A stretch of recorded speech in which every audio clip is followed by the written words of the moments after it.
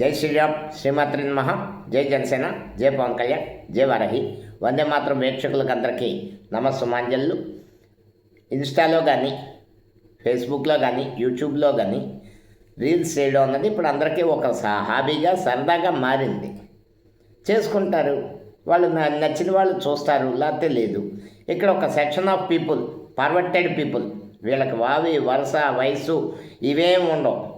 నీచమైన కామెంట్లు, ఆ కామెంట్లు పెట్టి వాళ్ళకి చెప్తున్నా. అందరూ కూడా మీరు చూసి అందరూ కూడా వాళ్ళ సరదా కోసం చేస్తారు. కానీ అందరూ బిగ్ బాస్ షోలోని పాల్గొనే కంటెస్టెంట్స్ లాంటి బజారు మనుషులు అయితే కదా, అదొకటి గుర్తుంచుకోండి. నెక్స్ట్ మీ ఇంట్లో కూడా ఆడవాళ్ళు ఉంటారు, అది గుర్తుంచుకోండి. కాబట్టి మనం ఆహ్లాదంగా మన కామెంట్ కానీ, మన పొగడ్త కానీ, లేకపోతే మనం విమర్శించే ఆహ్లాదంగా కొలిపిలా ఉండాలి, కానీ అసహ్యంగా కొలిపిలా ఉండకూడదు. అదొకటి దృష్టిలో పెట్టుకోండి. ఇక్కడ అందరికీ స్వేచ్ఛ ఉంది. వాళ్ళు పెడతారు, మనం నచ్చితే చూడటం, లేకపోతే స్కిప్ అయిపోవడం. కాబట్టి దయచేసి అందరూ కూడా ఎవరి పరిధిలో వాళ్ళు ఉండి, మనం ఎవరినైనా విమర్శించాలన్నా కూడా సహేతుకంగా, సబ్జెక్ట్ మ్యాటర్ వ్యక్తిగతంగా చేయకూడదు, పొలిటికల్గా కూడా. అది దృష్టిలో పెట్టుకుని అందరూ ఉండాలని కోరుకున్నాం. ఈరోజు రాష్ట్రానికి జిఎస్టీ పన్నుల తగ్గింపు గురించి దాన్ని విజయోత్సవ ర్యాలీ చేయడానికి నరేంద్ర మోడీ గారు, ప్రధానమంత్రి గారు వచ్చారు. శ్రీశైలంలో బ్రహ్మాండమైన బహిరంగ సభ జరిగింది. చాలా సంతోషం. ఆంధ్రప్రదేశ్ అన్ని రంగాల్లో అగ్రగామిగా దూసుకు వెళ్ళిపోతున్న ఈ సందర్భంలో నాదొక రిక్వెస్ట్. ఆంధ్రప్రదేశ్లో రాబోయే రోజుల్లో పెట్టుబడులు పెరుగుతాయి, ఉద్యోగ కల్పన పెరుగుతుంది. ఉద్యోగ కల్పన పెరిగే క్రమంలో మనలో ఎంతమంది అందులో అర్హత సాధిస్తారు ఆ ఉద్యోగాలకి? ఎందుకంటే తల్లిదండ్రుల వేలం వెరి వల్ల పిల్లలు తమ అవకాశాలు కోల్పోతున్నారు. తమ శక్తికి మించి అందరూ ఇంజనీరింగే, ఐటీ ఎవరు చదవరు, పాలిటెక్నిక్ ఎవరు చదవరు. ఇదేంటి?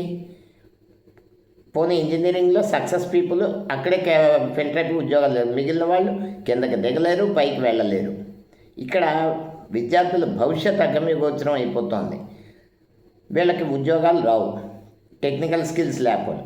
కాబట్టి ప్రభుత్వం ఇంజనీరింగ్ కాలేజీలు ఖచ్చితంగా సీట్లు తగ్గించేసి ఐటీఐ, పాలిటెక్నిక్, అలాగే రాబోయే రోజుల్లో అనారోగ్యాలు పెరుగుతున్న రోజుల్లో ల్యాబ్ టెక్నీషియన్ ఇలాంటి కోర్సులు, నర్సింగ్, అలాగే కాంపౌండర్, ఈ కోర్సులు ఎక్కువగా ప్రభుత్వాలు పెంచి భవిష్యత్తులో చదువుకుంటే ఉద్యోగం గ్యారంటీ అనే విధానం ప్రభుత్వం తీసుకొస్తే బాగుంటుందని నా అభిప్రాయం.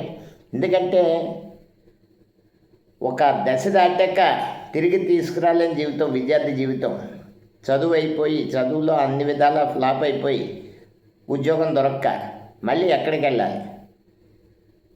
తన చదువుకు సంబంధం లేని ఉద్యోగంలోకి వెళ్ళాలంటే, చిన్న ఉద్యోగానికి వెళ్ళాలంటే చదివిన చదువు, చుట్టుపక్కల ఉన్న స్టేటస్ అడ్డొచ్చి ఎంతోమంది కుమిలిపోతున్న సందర్భాలు అయితే మనం ప్రత్యక్షంగా చూస్తాం.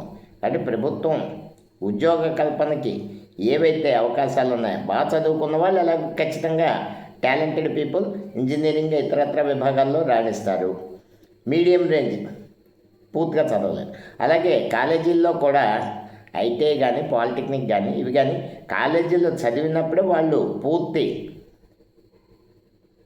ఏమంటారు దాన్ని, పూర్తి స్కిల్ తోటి బయటికి రావాలి. వస్తే మళ్ళీ ఇప్పుడు స్కిల్ డెవలప్మెంట్ సెంటర్స్ అని మళ్ళీ పెట్టాల్సిన అవసరం ఉండదు.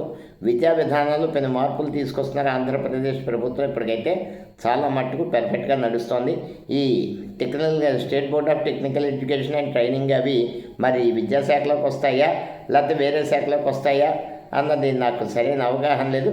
కాబట్టి ప్రభుత్వం ఆ విషయం దృష్టి పెట్టి ఐటీఐ, పాలిటెక్నిక్ కాలేజీల సంఖ్య పెంచి అందులో సమర్థవంతంగా ట్రైనింగ్ ఇచ్చి ఉద్యోగ కల్పనలో మన యువతకి అవకాశాలు ఇవ్వాలి. అలాగే విద్యా విధానంలో స్కూళ్ళలో అయితే మంచి మార్పులు వచ్చాయి, కానీ మిడ్ డే మీల్స్లో కానీ,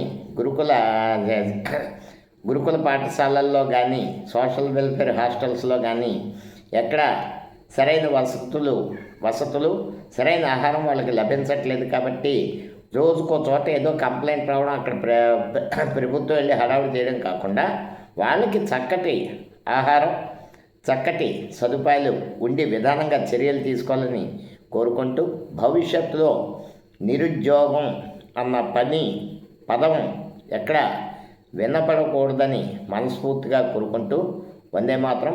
జై హింద్.